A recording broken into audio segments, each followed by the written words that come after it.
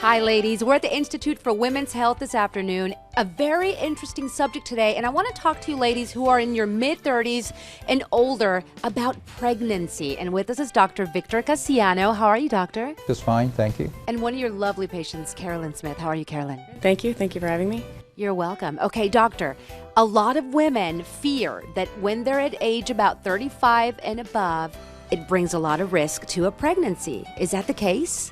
Well, I think the message I send out to my patients is that the most important thing is general health. Age is important, but not as important as your health. And what I tell patients, if you're in basically pretty good health, the risk of a pregnancy after the age of 35 is not really that much greater. Okay, so for those women who are traumatized because they've waited, and that's the case for a lot of my friends. I mean, I still want to have more kids, and I'm in my mid-30s, but we fear because we've been almost like told that there's so much risk, and you say, really, there's not if you're in good health.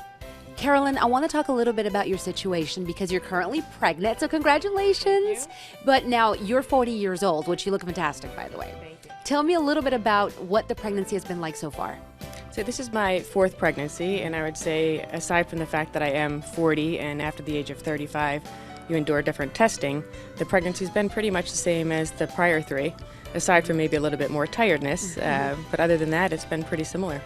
There are different tests that you do go through. Luckily, they're actually a lot simpler tests than they used to be when I was younger and having my other three children.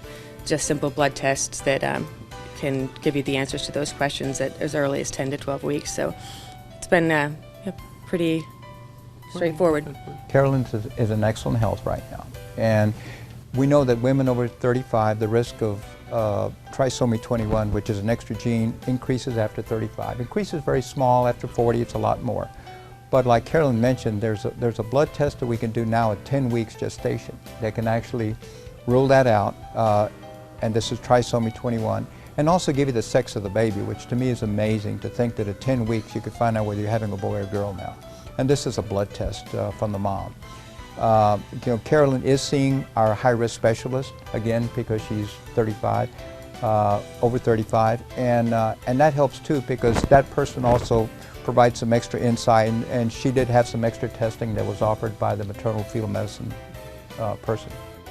Carolyn, best of luck to you in your pregnancy. And thank you so much, Dr. Casiano, for that wonderful information. Okay, ladies, there you have it. The information from the expert himself, Dr. Casiano. Best of luck to all of you.